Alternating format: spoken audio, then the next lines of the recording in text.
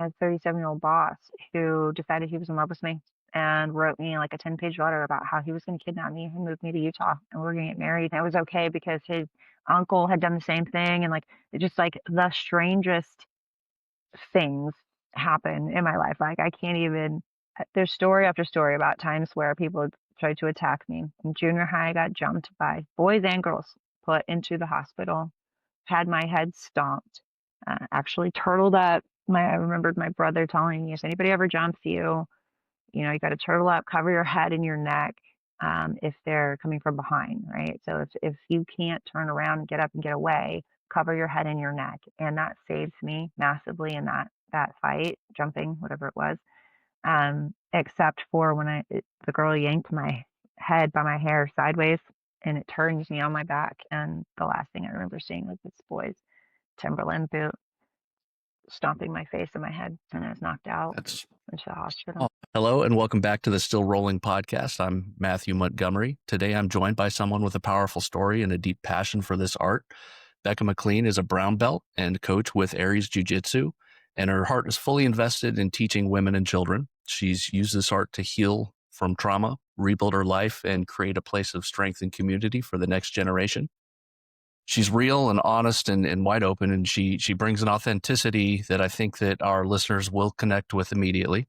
I'm excited to explore her journey, her love for teaching, and the incredible culture she helps build at Ares. Becca, welcome to Still Rolling. Thank you. Wow, what an intro. Thank you. Yep. I sound pretty cool. So I found you on social media. You teach and coach at Ares, and from our conversations, you really like to focus on coaching women and children. But can we start by getting into like, how did you find jiu-jitsu and what got you involved?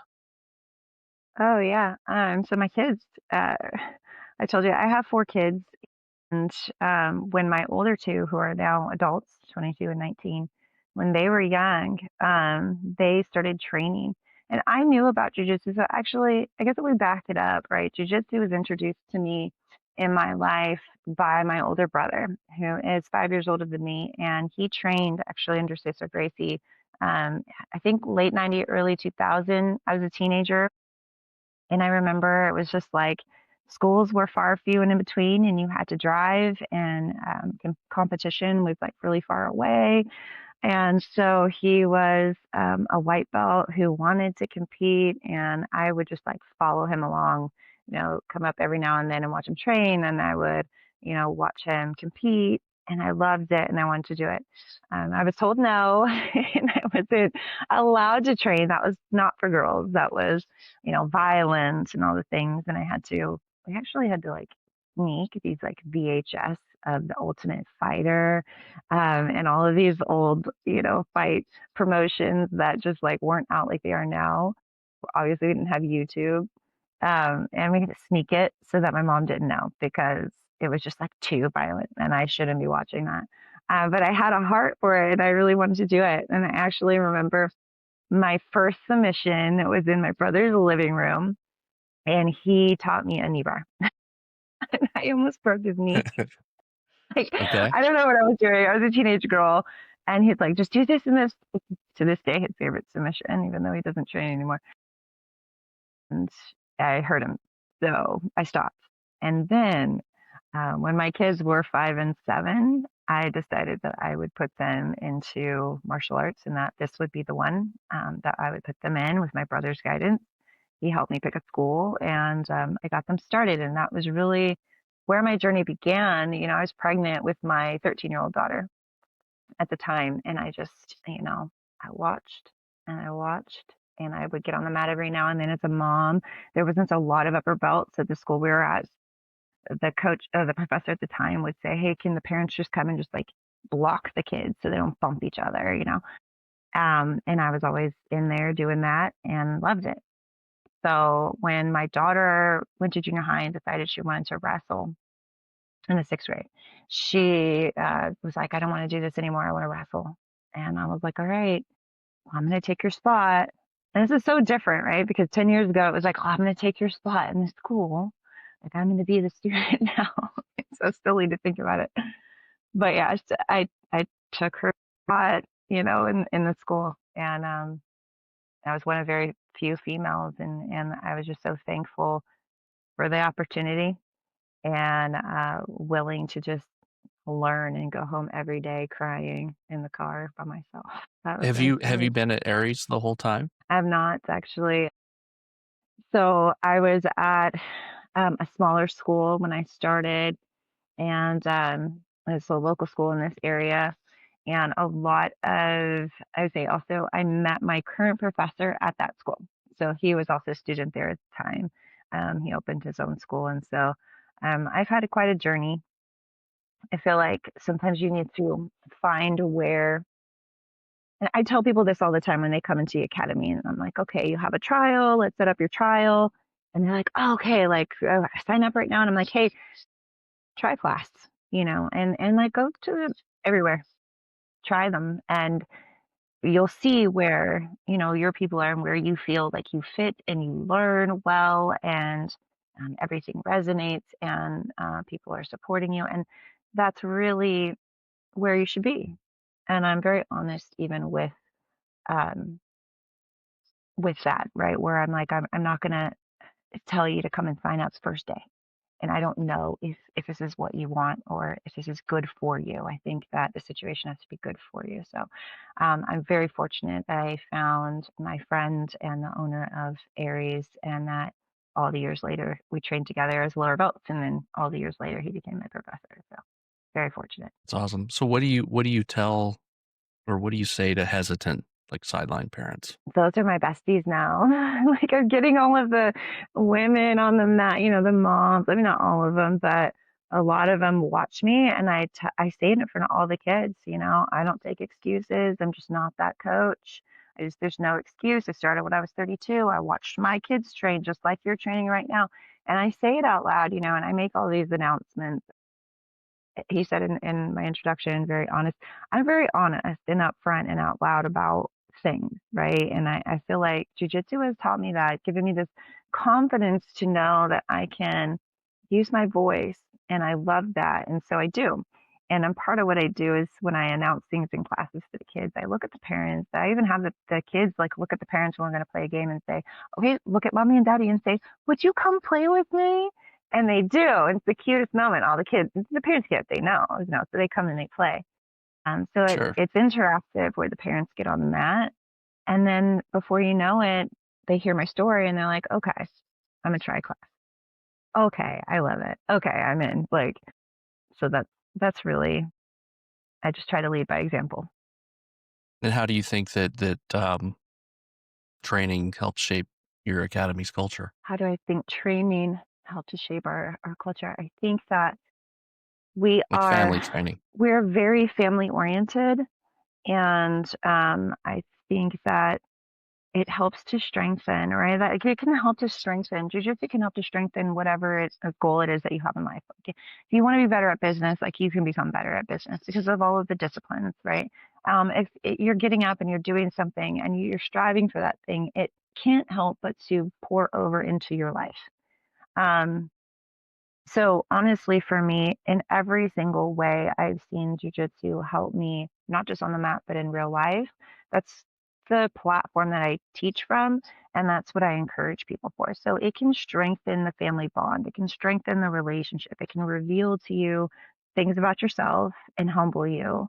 And it can also help other people become humble, right? So when the parents hop on the mat, let's say, for example, and they've been watching their kids just like I did for a year, 2 years, 3 years. Um, and they go, wow, this is hard. Like, I've been over here sideline coaching.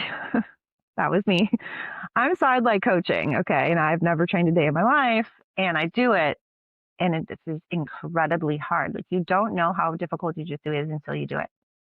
It's not something to be explained, but something to be experienced, because it is incredibly difficult.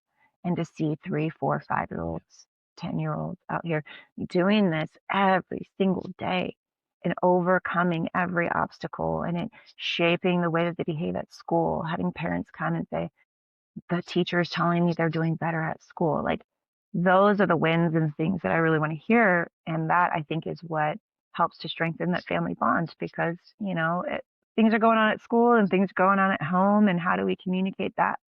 I can only ever hope to help people, bridge the gaps in communication, and I think jujitsu is a tool that you can use for that. So you've mentioned you talked about how jujitsu's kind of helped you with some of the past things that you've been through. What pulled you towards jujitsu during difficult times? Man, so it was so interesting because at the time that I started training jujitsu, I felt as though I kind of had it all and my life was good. And I'm a female, right? So I'm high masking in some of the things that I have been diagnosed with, which I'm totally good talking about. And I feel like I didn't actually realize that I was struggling until I started training. So it was more of that I discovered things about myself in jujitsu that helped bring to the surface that I had been stuffing and hiding and silently suffering through, thinking that was normal. This is just who I am because people weren't really talking about PTSD for the stay at home mom, in 10 years ago. And I believed that it was very much just like a military law enforcement kind of thing that's used to describe what they go through at work or, through the things that they've experienced. And I think that a lot of times we all tend to, as human beings, go, my situation's not as bad as that. So, I'm okay. And I wasn't okay when I started, but I didn't know I wasn't okay when I started. It just surfaced. And then, right before my blue belt and right during when I first got my blue belt, 2 years in, it was like one of the most difficult times of my life. I went through something very difficult and I don't know what I would have done without you. I almost quit. My brother told me no.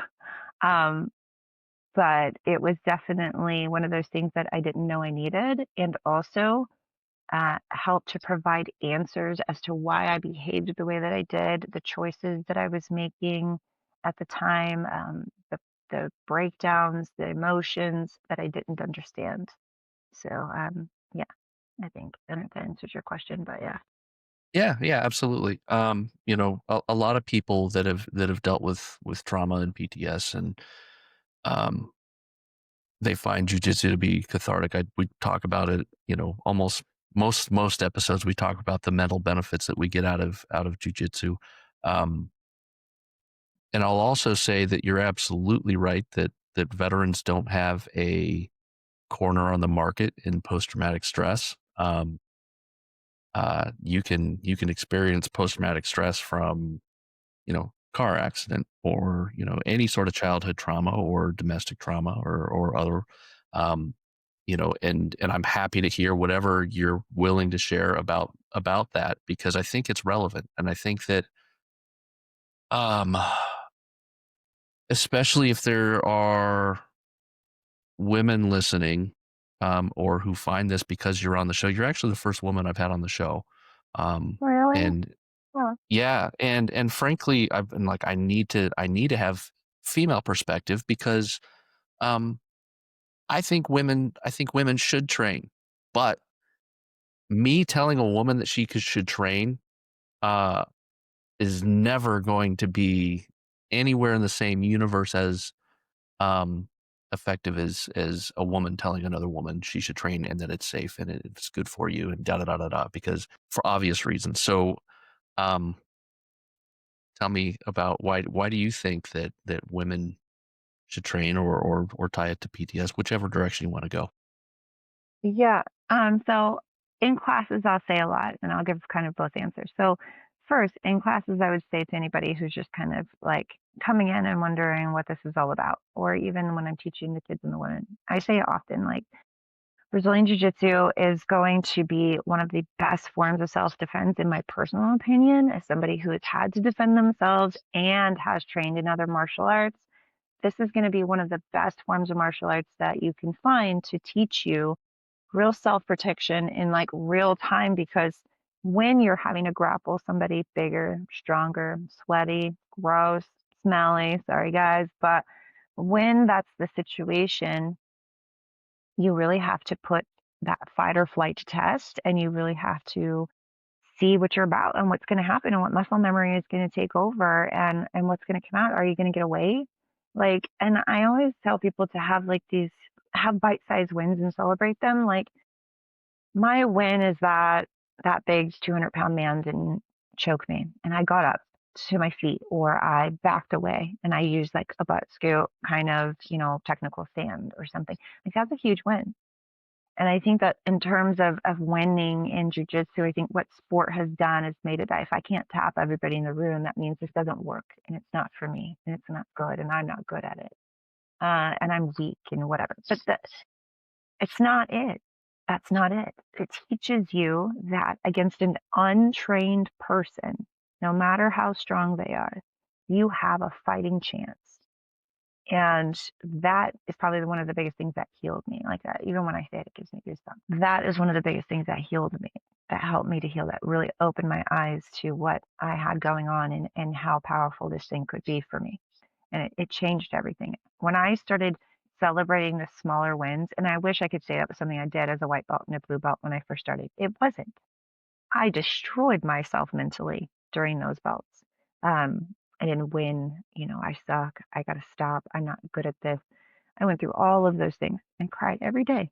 Get in the car, go cry. Don't even know why. I'm just crying. I suck. I'm terrible. All those terrible things you might say about yourself. I had that for, first 2 years. Sometimes even still resurfaces.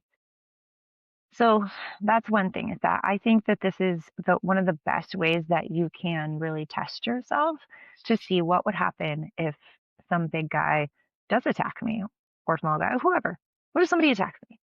And if it's a trained person and they've got skills, especially you're talking a blue belt, purple belt, brown belt, right, black belt, and you're able to just get to a butt scoot and technical stand, my goodness, you just saved your life. And I think that if you reframe it like that, then you see how powerful that is, especially for anyone who's actually gone through any kind of SA or, um, partner violence or anything like that. So that's the first part of that answer. And the second part, and we can kind of get into my story for that, is that I think that any time that I've ever competed, and I say this a lot, and maybe it's an unpopular opinion, I don't know. I've never really talked to guys about it, but I think for women and children, when you compete, it's probably one of the safest ways that you can test your skill with another human attacking you. And there's something there that they want. Okay. They have a goal and they've been training for it, and they are technical and they are strong. Everybody's technical, if not more than you, and they want it and they're coming after you. And you experience adrenaline and an adrenaline dump, and you experience all that with a referee and your coaches and your team with a rule set that helps to keep you safe, and point system and a tapping system. So you're not going to, get hopefully seriously injured, right? Sure.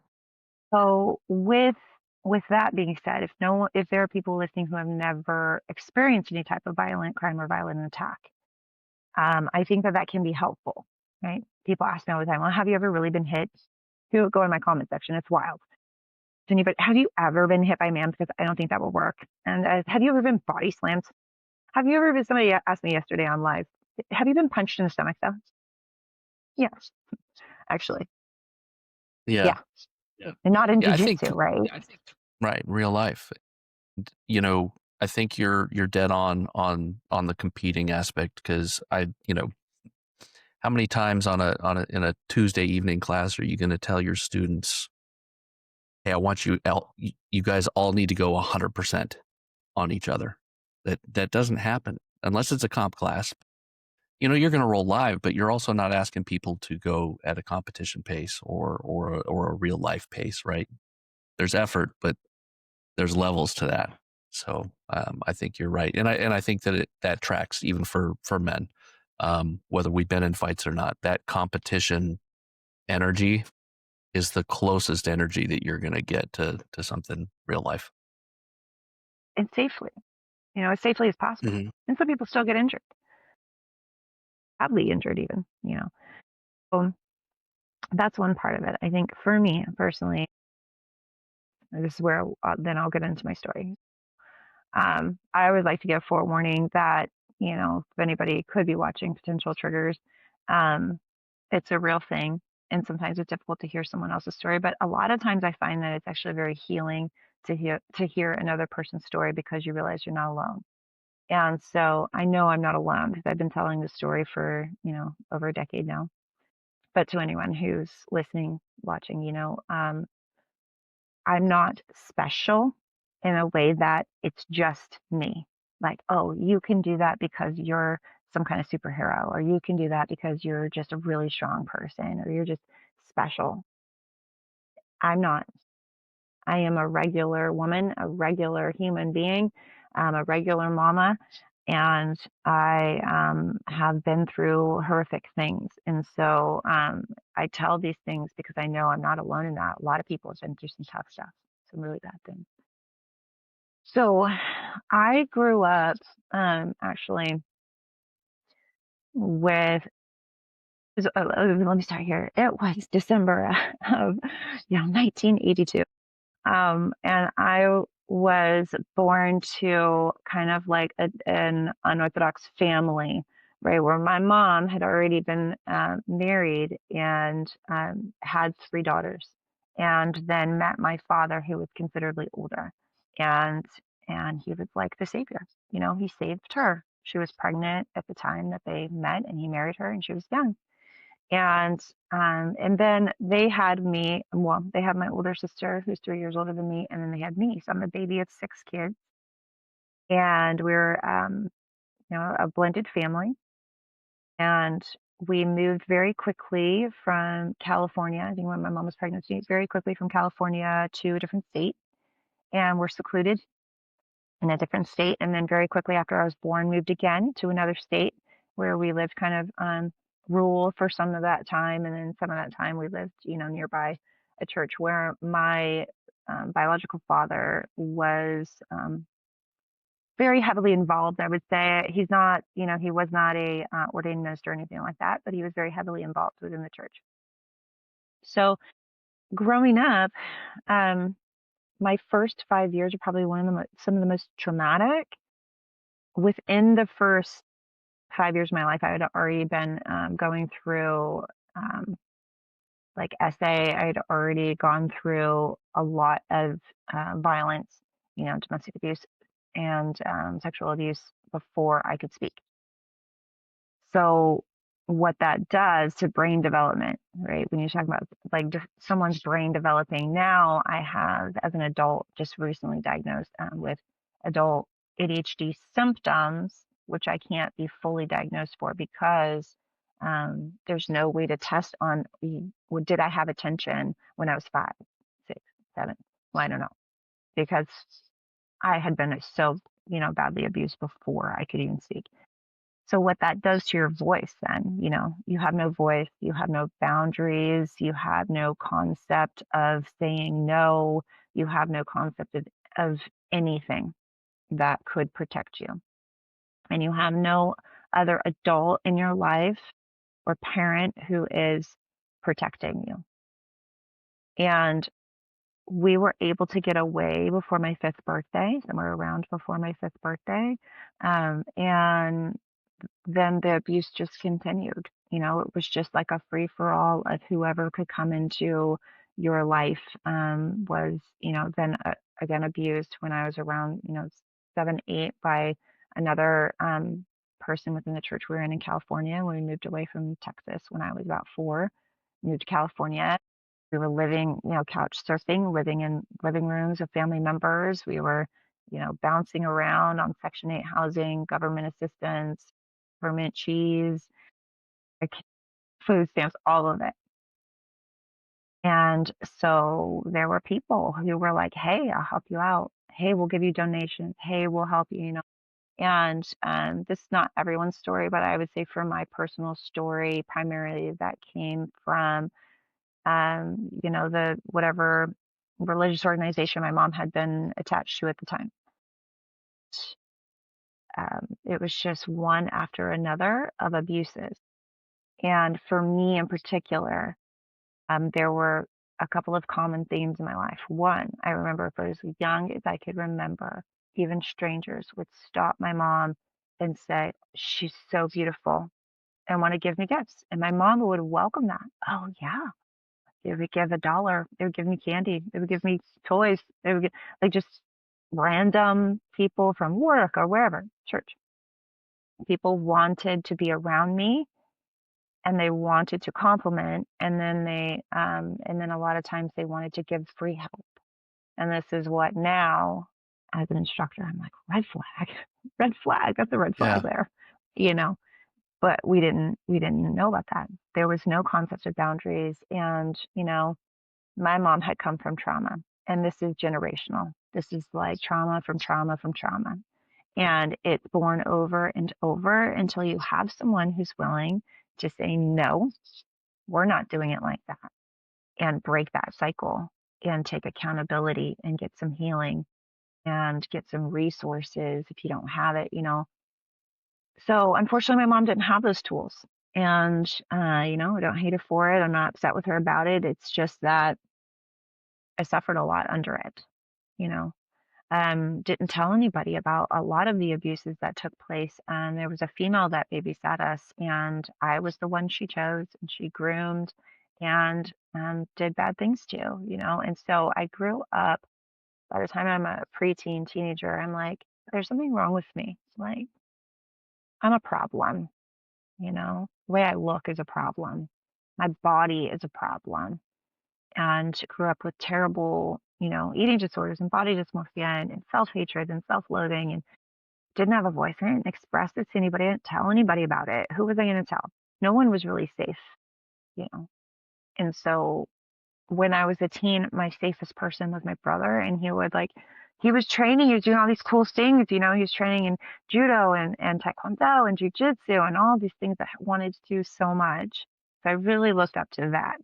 And I really followed along with that, in the background of my mind, like, man, if I ever had a chance, that's what I would do. Yeah. Something about it felt like it would, I don't know, make me feel powerful. And never ever did I think I would actually train or do any of the things. Along with those abuses, there was a constant in my life of the adult in my life telling me, you're stupid and you're not going to amount to anything. And we're not going to have the money for you to do this or that. I want to be a doctor. That's not going to happen. And I'm told this over and over. So by the time I'm a teenager, I'm like, well, I'm stupid, not going to amount to anything. All I'm worth is that people will use me. They will do Yeah. whatever they want to me. They will take whatever they want from me, even up to my own body. And there's nothing I could do. Completely powerless. I have no voice. I have no say so. And then backed up with, tell so and so hello, give so and so a hug. Don't be disrespectful. Don't be rude. Don't talk unless I ask you a question. Shut up and you sit there and listen to me. These are the ways that I was parented. Elders always get the respect. You don't question people who are older than you. You just Right. respect them. That's it. Give them the front seat, give them the honorable position, give them what they want. So there's no boundaries. I have no voice. And I have no concept of that people, you know, can't have what they want. If somebody asks something of me, I do it. I do it. That's it. I'm going to fill in the blank. You need something? I got you. And it's traits to this day that I struggle with, right? Saying no. And I'm just now really waking up to and starting to say the no's after 10 years of training. After 10 years of training, and I don't only train physically Brazilian Jiu Jitsu, but I'm training, mental and emotional. I'm training in negotiation. I'm training communication. I'm training red flags. All of those things consistently. And so it's taken 10 years of unprogramming, but I grew up under terrible abuse, terrible poverty, and literally looking in the eyes of the worst kinds of evil while they're doing the worst kinds of things to me and not having a voice. Teen years, then I was raped and groomed by two separate people within a time span of 2 years. And that was kind of like it. I was like, oh, this is just my life. That's it. Yeah. It's how it's going to be for the rest of my life. And they were people you knew? Yes, I had a 37-year-old boss. And this is more a recent thing that I talk about. Like, this is not something that I talked about younger years and something my family is just now becoming more aware of. That I was 17, I had a 37-year-old boss who decided he was in love with me and wrote me like a 10-page letter about how he was going to kidnap me and move me to Utah and we are going to get married. And it was okay because his uncle had done the same thing. And like, it just like the strangest things happen in my life. Like, I can't even, there's story after story about times where people tried to attack me. In junior high, I got jumped by boys and girls, put into the hospital, had my head stomped, actually turtled up. I remembered my brother telling me, if anybody ever jumps you, you got to turtle up, cover your head and your neck, if they're coming from behind, right? So if you can't turn around and get up and get away, cover your head and your neck. And that saves me massively in that fight, jumping, whatever it was. Except for when the girl yanked my head by my hair sideways and it turned me on my back. And the last thing I remember seeing was this boy's Timberland boot stomping my face and my head. And I was knocked out It's into the hospital. awful. It's Yeah, 13 years. Thornton, he's the founder of SBG. He's got a book called The Gift of Violence, and it talks about, have you read it? It talks about where Oh, violence comes from, and the overwhelming percentage of either violent attacks or sexual attacks. Uh, it's like 90% are people that are kind of in your inner circle, which is differently? horrifying, but um, Yeah, that's the reality. Um, it is. do you think you're better trained because I mean he grew up in the same household? Do you think he got into training for some of the same reasons? I really do believe that. And it's unfortunate he actually suffered a back injury, which put him out of training permanently. And I Okay. think has been my biggest background supporter and the one who's just like, it's like if he can't, then he is, doesn't make me emotional. When I compete, when I compete, I'll tell him, no, it's us. All we got is us, right? Like, all we got is us. And so it's not me, it's us to this day. Yeah. So he's still out there. He's in my heart with me. Yeah. And that's it's a shame he can't train, and I'm glad that he's able to, at least be your cheerleader and you can share those things with him. Um, And the reason why I didn't quit when stuff got tough in my blue belt, a lot of people talk about, oh, people that get a blue belt and then they quit and life happens, right? Usually around that time for yeah. some reason. For me, it's like, no, Yeah. I think, obviously we can, we talk a lot about why blue belts quit, but I also think that there are some people that maybe have identified how much jujitsu is helping in their life off the mats where the belt doesn't matter. They just know that they're going to do this thing until the wheels fall off, until they can't physically make it onto a mat. Um, I had one of my mentors in jujitsu when I became a blue belt. He said, "Yeah, I'm not worried about you." He goes, "You're a lifer. I can already tell," and he was right. Um, when you get bit by the what bug, right? Yeah. Yeah. And sometimes, I think jujitsu can be like a bright new shiny object for some people. You get bit by that jujitsu bug, kind of like a new relationship or something along those lines where it's super exciting. And then you still got to have your why when it's maybe not as exciting. Or you go through, injuries and those things. It's easy to sort of, go other directions if you don't keep that why at the forefront. Um, Do you have specific moments where like what moments helped you kind of rebuild, you know, your own boundaries and safety, whether it was on the mats or off? I think when I realized, there was a time frame where, and it's around that blue belt time, right, where I was seeing some things that I didn't like. And you like you said, you kind of come into this thing, and it's like a new relationship. You're all doughy eyed, and oh, this is the best. And I remember even saying when I was a white belt, like the jujitsu people, I see best people ever, and like this is it, right?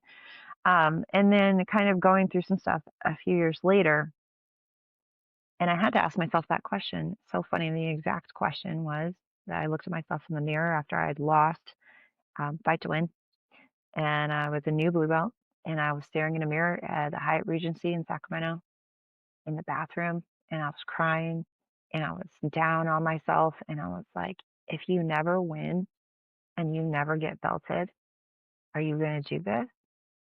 And I said yes, and I made an agreement that after that night, I picked myself up off of a bathroom floor thinking that I needed to end my life. That was how down I got about that. And I looked at myself in the mirror. I was like, I'm never going to do this again. From here on out, the conversation is going to be, I'm so proud of you. And so I have a routine that every time I compete now, I look myself in the mirror in a bathroom and I say, I'm so proud of you. So at that point, it's like, yeah, I'm going to do it, even if the belts don't come, even if I never win, I never hold a gold that I actually won, and didn't go pick up because I weighed in. If I never, I'm still going to do this thing. And I think that was one of the biggest things that was a really life-changing moment for me. I think realizing I had a voice that I could use on the mats was where I realized that, and giving that back as a coach when I see those aha moments, like those are some of the most life-changing moments for me. Like even though it's someone else's aha moment and they're realizing something about themselves and they're getting something they needed, I'm still healing through that. I'm still like, whoa, this is like empowering me. This is like motivating me. This is inspiring me to do better. So yeah, I Yeah, think. I think it's important. Um, we, people who do jujitsu, there's a lot of self-deprecation that happens, and everybody talks about how much they suck at jujitsu. Um, and lighthearted is fine and stuff, but you got to make sure that you're not getting to a point that you're believing it. Um, you know, you have to pick yourself up, and self-talk is something that there's books about it. If you're putting yourself down, then you're going to allow others to do it, and you have to create that boundary for yourself. Um, as far as women go, um, what strengths do women bring to the mats? Oh man, so much strength, right? So there's different ways, and I would say, first we'll talk about technical ability. When you have a female who maybe is smaller than everybody in the room, but she is technical. And I'm talking, you can't pass her guard. You mount maybe for a second. She frustrates you, get the guard back, get a sweep, get on top. You can't get her off you, and you don't know why because she's 120 pounds. Attacking those subs like nobody's business, just one after the other, rapid fire, uh, energetically. Like when you have that in your gym, utilize it in your academy. Roll with her because she's going to make you honest and technical, and you're not going to be Yeah, able to rely on strength. It won't happen. And when you have that, you've really got to honor that and like respect it and go and go, can you teach me? And I love that we have that at our academy. We have so many females who are so technical, females smaller, way smaller than me, who are just so technical with the most annoying guards and the most like mm-hmm. annoying sub attacks, and incredible pressure. And it makes you honest. And I have my best friend, best training partner on the mat. We've been training together since we were white belts. I saw her come in and I was like, "You're staying. We're gonna do this." Okay. And Okay. we after that just became drilling partners and still to this day meet up and drill brown belts now. And she's way smaller than me and just has the most annoying guard. On top of that, she does not feel pain and is like triple jointed. So if you submit her, you earned it. You did it. Yeah. Congratulations. Like you should feel really good about yourself. And if you get out of her triangle choke or you stay away from it somehow, good luck and congratulations. Like you're a very technical person then, because it is her man. Her triangle game is unreal. Just like unreal. So I would say there's so much benefit to rolling with, especially smaller and more technical females. Females who just bring it. It will make you honest. It will make you sharp. It will really make you sharp, especially in submissions and guard passing. So that's one. I think what we all another thing we bring to the mat, right, is that it's okay to be who you are.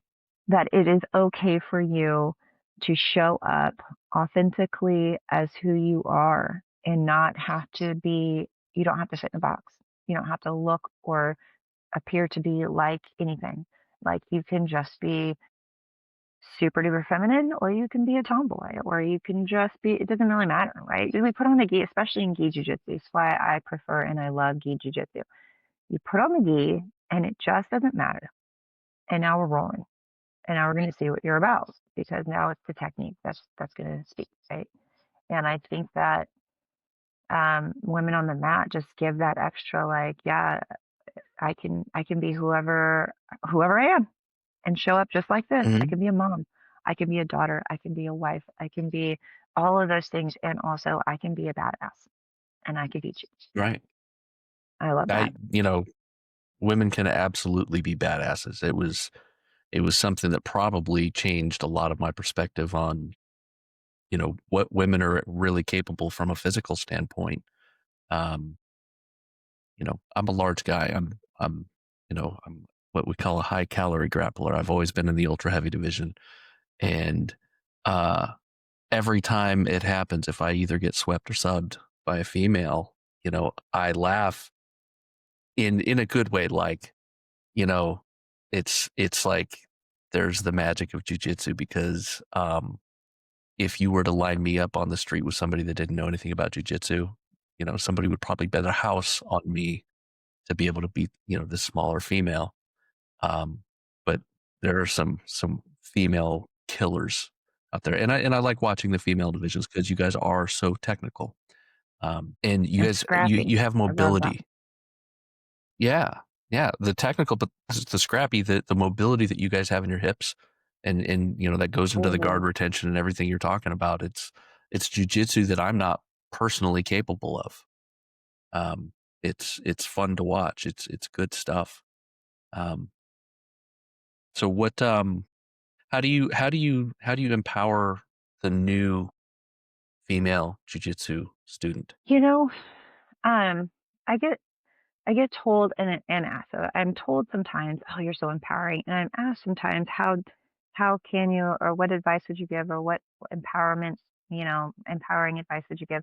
And I always give the same answer. The first part of that is that, and I learned this very recently from an amazing woman that I met outside of jujitsu, actually on a gun range. I met her on a gun range, and she was really good, man. And I just looked at, I was like, I want to be like her on the gun range and she commented one day about something about women's empowerment, about the fact that we already are.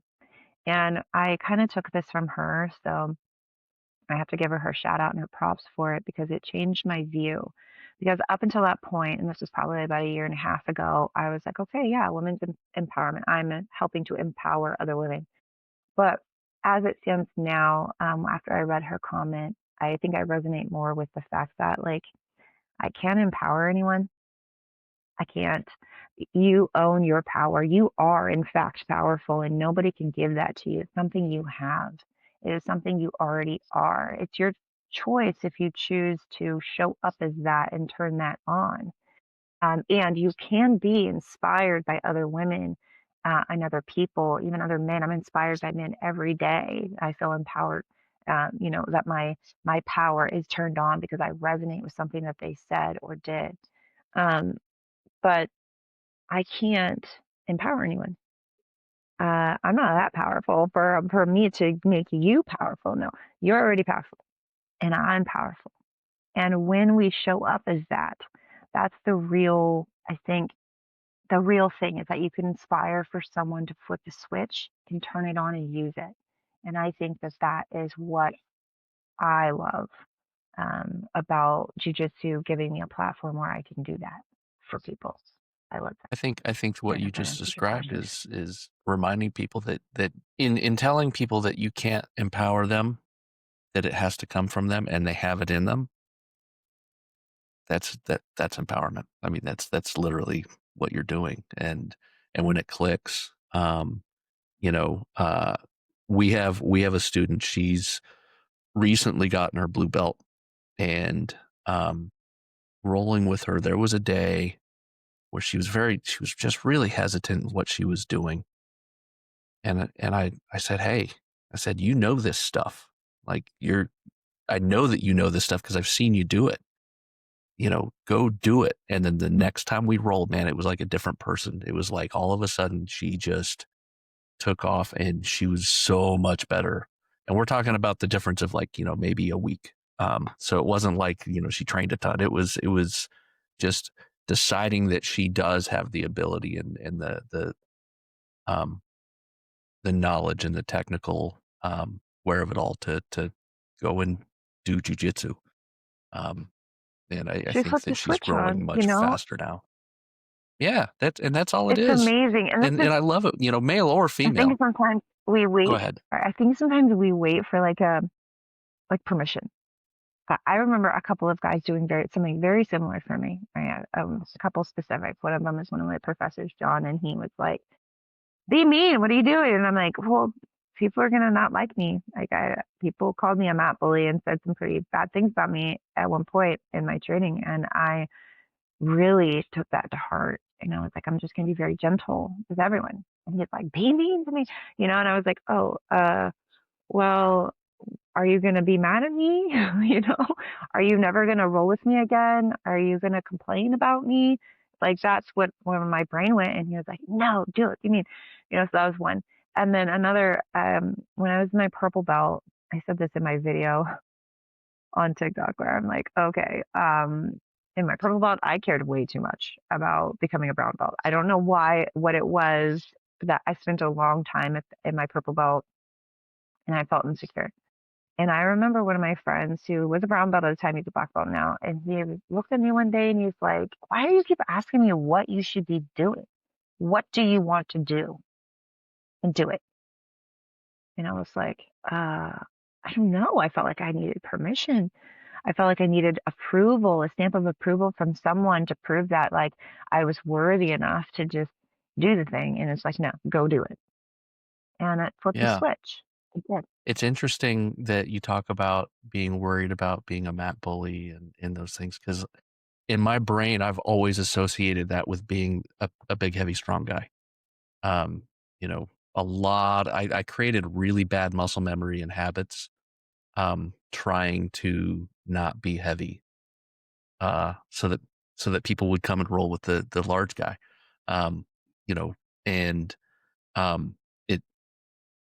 it actually kind of screwed my jujitsu up for a while because I was doing all these things. It was, you know, obviously if you do jujitsu, you know that pressure is important and you know that connection is important. And I was literally doing the opposite, trying not to crush smaller people. And so it's interesting hearing literally kind of the same thing from somebody who's not a heavyweight. Uh, you're trying to be nice, and we're all trying to be nice. We're trying to be good training partners, but you still have to be able to go after it, Which is and something be that who you are. I feel fortunate I can teach that. Like anything, any lesson you learn, you can teach, right? And so, I can now teach the ladies, like, there's a difference between being mean and, like, doing mean things that are not right versus, like, being heavy, using pressure, going after those subs, having that extra like, I had to watch video footage of high-level women competing to learn that. I didn't have the female coach in my school telling me these kinds of things. I had to literally is it okay if I name drop all the people that I used to watch? Is that cool? 100%.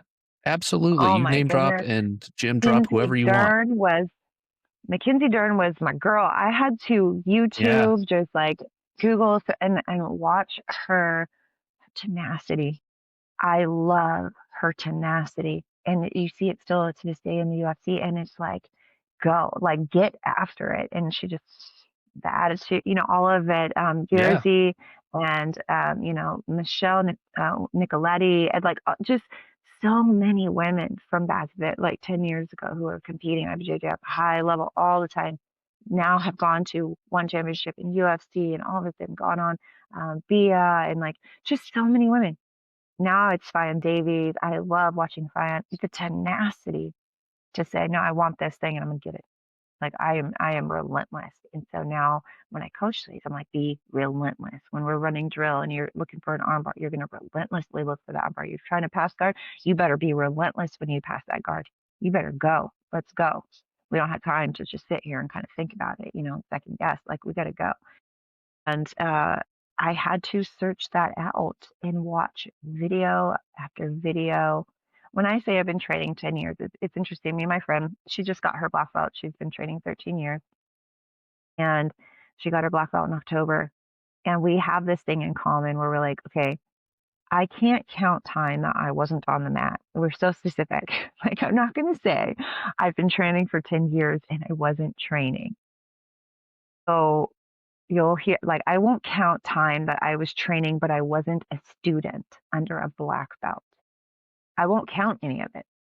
So when I say I've been training for 10 years, I've been training for 10 years and I didn't stop. And I'm not talking about having a minor injury and showing up and watching class and being out of the mat for like 2, 3 weeks. Like, that's different to me. When you show up and you watch, and I tell students this all the time, this is how you can train.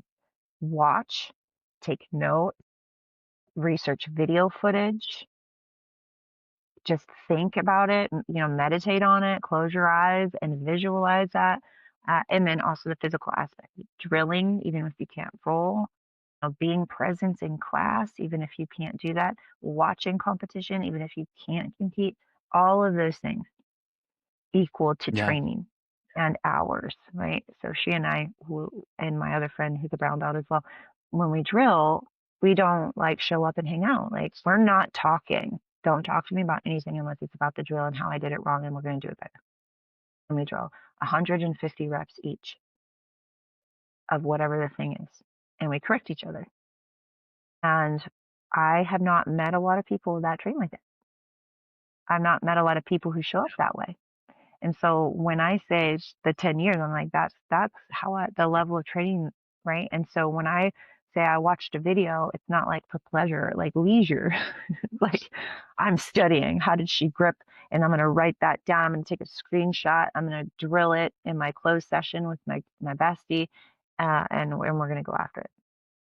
And I think So that's a that's a very that's like a old school, like that's how it used to just be done. If you wanted to get an armbar, Mhm. do 1,000 arm bars, period. Yep. Um, How and can I you get think better that at some this? people have gotten away from it, you know. But I mean, you can ask ChatGPT. I know somebody who literally told me, yeah, I asked ChatGPT and they told me a plan for how I can get better at this ankle lock. And I'm like, you're amazing. I can't believe you did that. Like, now that's the new way to do it, right? I For use me, it's just ChatGPT for drilling. everything. I'm just Yeah. getting into this. It's like a first for Yeah. me. But Yeah. just drill, old school. Drill. It doesn't work. You didn't do it right. Yeah. Now you mentioned in your email that teaching children's become kind of one of your top passions. Why? I didn't know that I was gonna love that because I'm a mom and I'm around kids a lot already, at home. I was like, I don't know, but I wanted to get better at teaching. I'm going to tell you a story about Damien Maya. Um, when I was a blue belt, I went to, what is it, Napa Jiu Jitsu? Can't remember the exact name. I went to Napa Jiu Jitsu, and it's a Damien Maya association in Napa in California. And I went to his seminar. And at the end of the seminar, it was a black belt belting ceremony that I didn't know. I was like, this is really cool. I'll hang out and watch. And I still have this footage in my phone. I still repost it. I still tag him. He answers back with a thank you, which is awesome. Um, but he gave this speech where he's talking about all of his whole, like, everything that he deems as being like worthy to celebrate, or what is good about jujitsu and what he's learned. And he's like, after, and I'm roughly saying this, but I'm not quoting him, but basically the sentiment was that after all of the fights, all of the titles, all of the medals, all of the money, the platform, all of it, that this was it, that he's standing in his association awarding belts to people who resonated with what his life journey was about jujitsu, about this thing that he was able to pass something on and give something to someone else, and then that it was helping improve their life in many ways.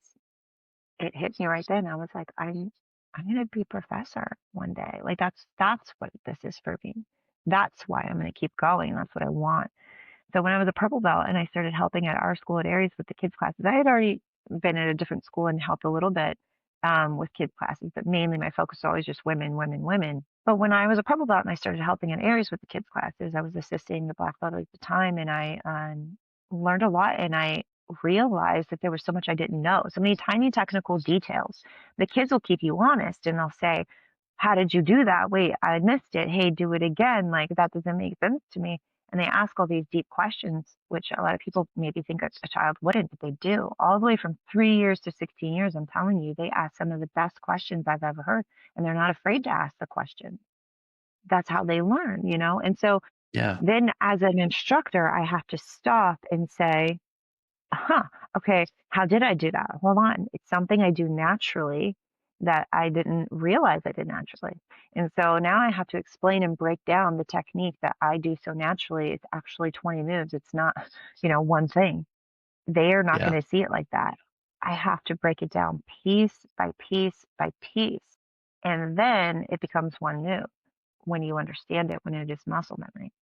But at first, it's like, I don't get that. That's like 20 something moves. Like, what did you do? So I think I became very passionate about teaching the children when I realized that they are the ones teaching me how to be the thing, how to become the thing that I told myself when I was a blue belt. That's it. That's what I'm going to become. I'm going to become an Yeah. instructor. I'm going to be a professor. And not just a professor, like the best professor that I can become. I have to do that because they deserve that. And then I started realizing that some of the kids would come to me and they felt comfortable to tell me things, or like stuff was going on with them, or the parent decided that they felt like they could come to me and say, hey, like, this is going on, and we could create this like little plan. This is a community now. This isn't just like I'm just coaching. Like, I'm that name, it's not a big deal. And you see this in like football and all these other sports where like my coach was the most pivotal person in my life. And when I realized the weight of that, that your words matter, that your actions matter, that who you are as a human also matters. When I realized that, then it became like, these are my kids. These are my Yeah. all 100 and whatever of them are there are my kids, and you better not mess with them, because they've got their parents and then they've got me too. And it just became, now it's Coaching's like a every huge child that comes. responsibility. Oh, such Mm. it is. It's a huge responsibility and such an incredible gift and blessing in my life to have all of these kids that will keep me honest and teach me and allow me to teach them. Like, they're the next generation.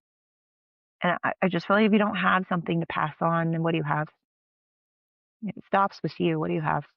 You don't have a legacy. What life skills do you think kids are developing the most uh, in jujitsu or through jujitsu? Oh man. Discipline, respect, honor, all of that hard work, overcoming the obstacles. I tell the kids all the time, and I look at the parents and the right parents. Do you agree? Look, life is hard. You become an adult, even when you're a teen. Life is not fair. It is not easy. It is difficult at times. And even times where it's like, that's not fair. That's not right. And it still is. And what are you going to do about it? You have to learn how to overcome obstacles and figure it out. Everything is, I tell them this too, everything is figure outable. And we're just going to figure this out. And I think jujitsu teaches you how to do the puzzle, how to unlock all of the things and figure out how to overcome this thing or how to get around it or how to go through it, you know. So I Do think you it have a specific teaches good. do you have a specific success story for you know for specifically the children you've coached? Man, I have so many parents because I welcome, like, if you're like, oh, my child has, you know, maybe they're on spectrum or they have ADHD or any of these things. I'm like, oh, yeah, me too. Come on, bring them in. Let's go. Like, okay, I have ADHD too. I'm not going to be upset that a child cannot pay attention. I'd be upset that an adult is like maybe talking over me or something, but then maybe they have it too. I don't know. But I have an incredible patience for it because, like, I just feel like almost all of the students that have come, like, I've had one set of parents brought in a child who was not functioning very well and not doing well at the other academy they'd been at and not doing well in school, was on spectrum and ADHD. And they're like, night and day. This child, night and day. They're gray belt now, and they listen and they're respectful and they learn. I just don't believe anything is impossible. I think that I've seen so many incredible stories of people who have overcome any and every obstacle that you can imagine.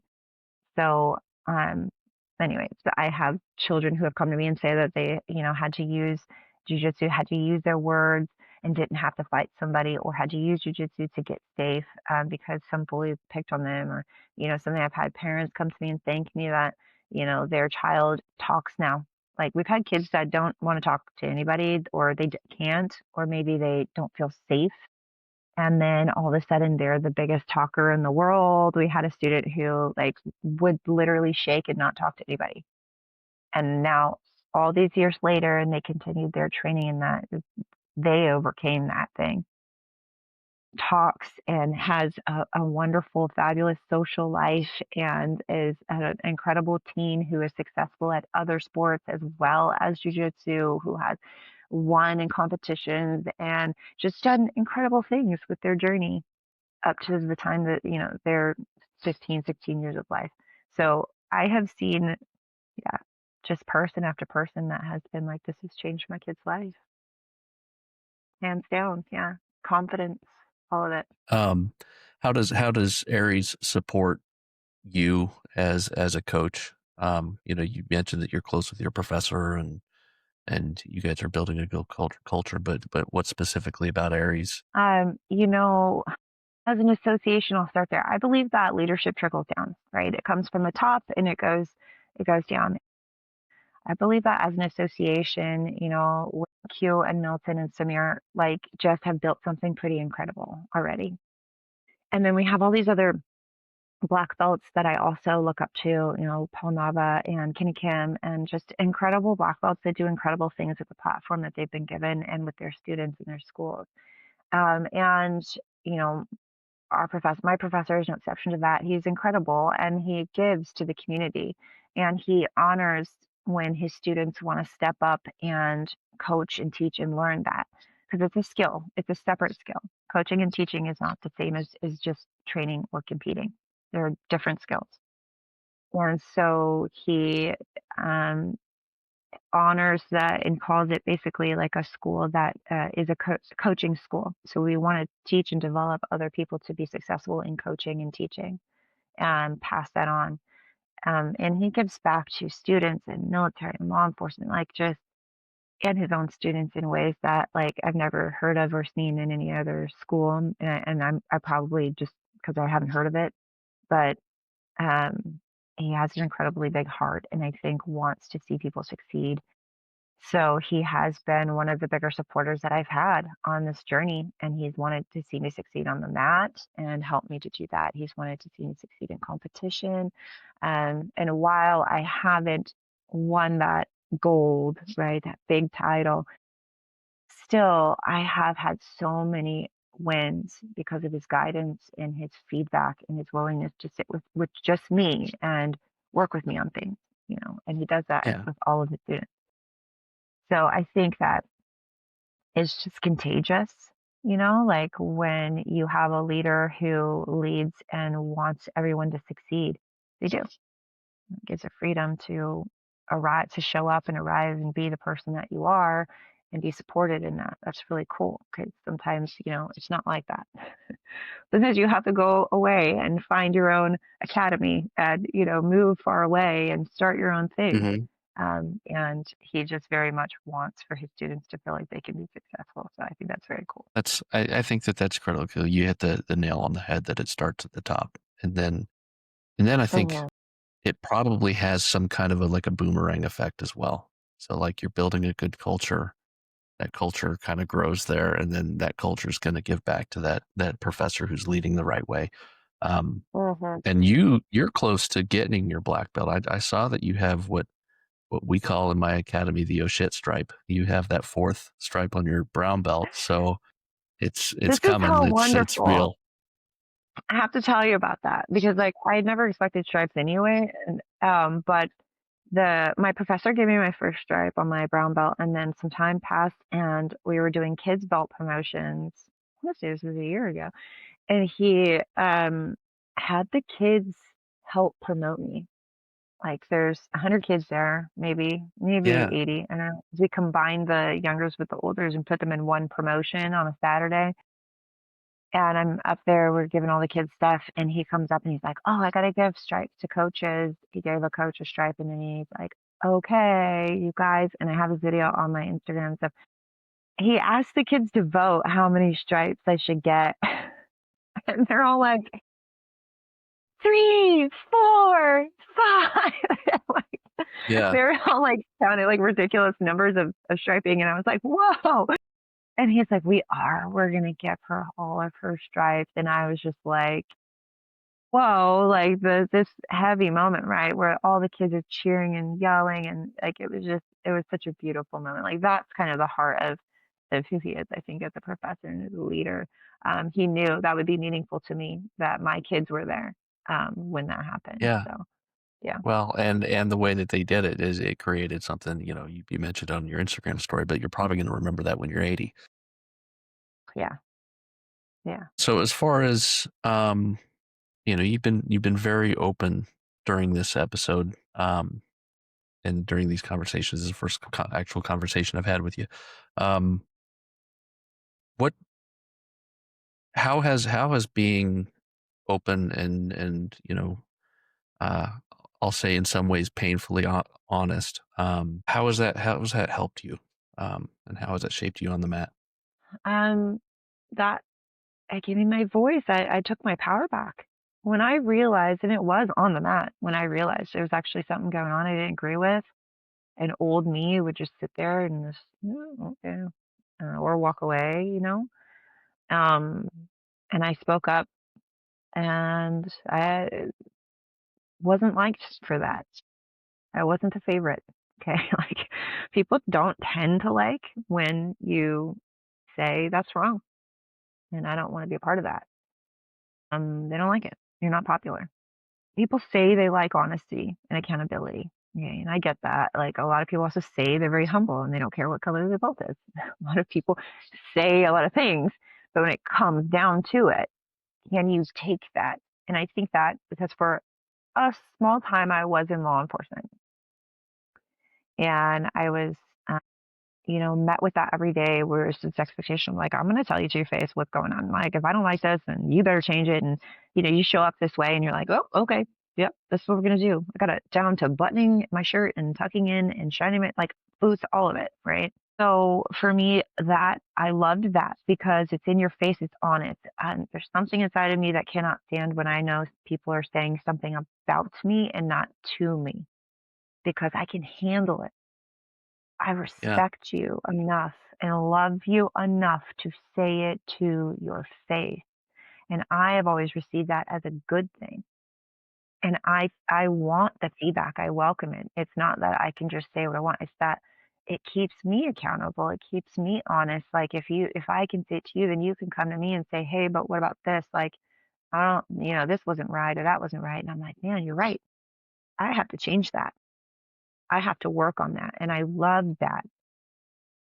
If you see my life and you see the things I choose for my life, then you can see that I am a person who holds high value for a real accountability and honesty because I choose to be in jujitsu when that's difficult. I chose to be a part of, a law enforcement type profession for Yeah. a time. I choose to be an Orthodox Christian, which is a lot of discipline and a lot of self-reflection and being held accountable into a high standard. And so to me, that's very, very important. And I just can't stress enough how I'm like, the mats told me that they showed me that I can be honest and I can, if I'm willing to say, okay, even if nobody likes me, even if I've never belted again, even if I am 80 years old and I'm a brown belt and never won a gold, but I'm surrounded by four people or two people or one person who's honest with me to my face and I'm still doing jujitsu. It's Yeah. okay. That's a good I've thing. seen I saw some pictures of you holding some hardware, IBJJF and whatnot up in Sacramento.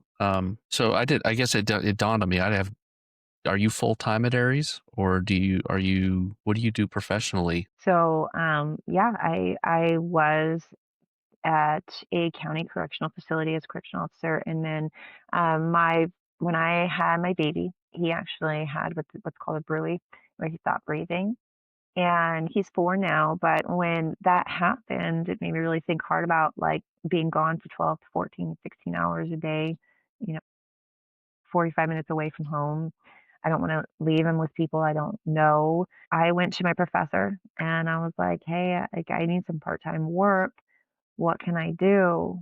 And I started cleaning, sweeping, mopping the floors, cleaning the toilets, and caring for Aries like Aries Roseville, like it was my home, like is like I had some kind of ownership, which I don't, and I never did. I wanted to show up and clean the floors. I wanted to show up and clean the toilets. I wanted to do that, and so that's what I did. And he was so kind to offer me, a part-time pay kind of thing. And it just developed into, okay, what else can I help you? What can we do? What can I do? Um, Social media, great. So let's go. I can help you run your social media. I can help you. And so now I do front desk and I am, full time. I teach the kids, I teach the women, and we have incredible coaching staff full of people who are so wonderful and have so many strengths to bring to the table. And now I can kind of step back in some of those classes and we have other coaches who can teach them, and it's growing. It's really awesome. But That's yeah, it awesome. grew into a full time, more than full time kind of thing. That's outstanding. Yeah. I'm gonna give a guy in my gym a little shout out. His name is Oscar Singer, and the first time I ever stepped into Gracie, Ohio, it was like 5:30 in the morning. I'm an AM guy that trains, and I'd never seen him before because obviously first day in the academy, and he was cleaning the bathroom, had rubber gloves on. And I'm like, okay, that's cleaning crew, and he's taking trash out, doing the laundry and all that, and really nice. As I was changing, he showed me where some things were. Really, really nice guy, and I probably had a 5 minute conversation with him, not knowing anything about the guy. And it turned then later, like, so I did the 6 a.m. class and then the 7 a.m. class. And the 7 a.m. class, he's a black belt now, but he was, steps onto the mat. He's a 4 stripe brown belt. And then I was like, oh, okay, this guy's like, this is a real deal dude. And, and then, uh, one of the other people I'm training with, I was like, who is this guy? And he goes, "Oh, that's Oscar Singer. He's an NCAA track champion. Um, Wow. at Ohio State, and he 24 years on the Columbus SWAT and played in the NFL for a hot minute. And like this guy is 10 foot tall and bulletproof, and he was cleaning the toilets at 5:30 in the morning in our gym, and he's not an employee. And it's just Yeah, who he is. yeah, And so when you have people in your gym that are willing to come and clean mats and do things to help their academy and take ownership of their academy, like you started out doing, and now it's grown into, you know, being full time in that academy, that also helps build a gym. And so you are certainly pivotal in your gym's growth and culture as much as your head instructor. And when people can do that, especially, in Oscar's example, he didn't drop his resume to me at all. Um, that wasn't important. He was just being a nice guy. So, yeah. um, And we've got so many of those. It is awesome to see, right? And we talk about trickling down in the culture and everything, but truly, like the culture of that, we have black belts that do that. We have people who do that. We have parents who don't train at all, and they go yeah, wipe the toilets down while I'm teaching because they see that I'm helping with the kids, and so they're like, she's busy. I'm just gonna, it's a mess. I'm gonna wipe it down, and that's pretty cool. I love that. what are you still working on today as far as your own growth? What am I still working on in jujitsu? My guard retention and guard passing and submission chain attacks. I like to train things in a chain. I don't just drill one. When I say I have one drill, that drill usually means that I always say standing to landing, passing all the way to my control and submission, or um, guard, like standing, takedown or guard pull, straight to a string of attacks, sweeps and attacks. So I'm always just going to be working on fundamental jujitsu and basics to keep myself sharp and in it, because I think that basics are everything, fundamentals are everything, and so um, I'm always working on that. Yeah, and I think the mental and emotional parts of it too. I got to see somebody in person at Masters in last August, um, and she's a black belt. In that day I talked about a fight to win when I lost, and I was in that bathroom and I was having all those negative thoughts. I remember scrolling that, I think that night or the next day, I was scrolling on Instagram. I think it's either Instagram or Facebook. And her name is Erin Hurl. And she started posting about her experience with depression after competing. And when I started reading her experience and her words, it helped me to come out of that negative mindset and space that I had been in. And when I saw her, I wanted to go run up and give her a hug, but I was like, I don't want to bother her. She's competing right now. I don't need a fangirl. So I messaged her and I was like, I just want you to know I saw you. I wanted to run up and give you a hug, but you're competing, so I wanted to leave you alone. Thank you. You wrote this and it did this for me. And she was like, oh my gosh, you totally should have hugged me. Like you Yeah, should have. I'm like, man, I, yeah, I don't even remember your question to be honest, but that, I was just that, asking you what you're working on. that, just being good with who I am and showing up as who I am authentically is so important on the mat, even. Doing my game, doing the things I want to do, and being able to show by example that this you can train how you need to train, and you can do what you want to do, and you can make this thing what you want it to be, because it's your journey at the end of the day.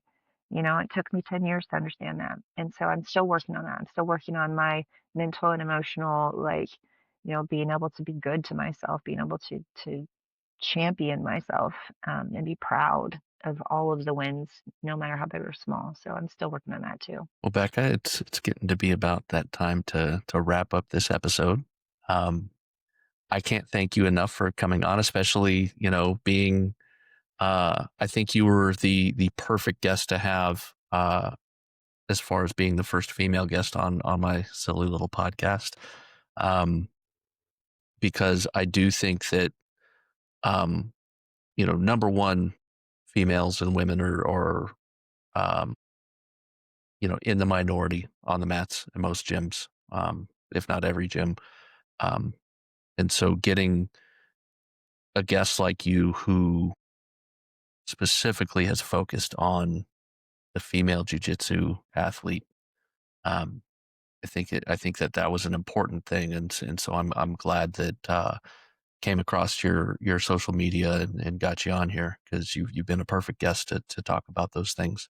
Um, and if you're listening, I promise my goal is to get female practitioners on here at a clip that would match at least who's on the mats, um, and I'll do a better job of that.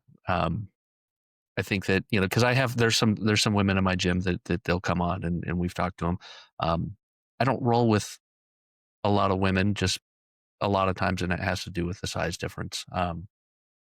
Not that I'm anti rolling with females. It's just a lot of times you're pairing up with people in your weight class. Um, So again, thank you. And before we go, how can we find you on social media and your gym? Yeah, for sure. In the gym, you can find us on aresbjjroseville.com. I am on the website. You can also find me on Instagram. I am BJJ Girls Rule is my handle. BJJ Girls RULE Rule. And or Rebecca McLean on Instagram, Facebook. And then now I'm new to TikTok and I love TikTok, but I'm Becca McLean on TikTok. And it is that's a new adventure for me as well. So please go ahead and give me a follow. And yeah, I post a lot of content. So ask me questions, I'll Okay. answer you. Okay. And I'll be posting her links and how you can find her socials, etc., in all the episode descriptions on YouTube, Spotify, and Apple. And again, Becca, thank you. I'm Matthew Montgomery with Still Rolling Jiu Jitsu, and I'll see you next week. Thank you.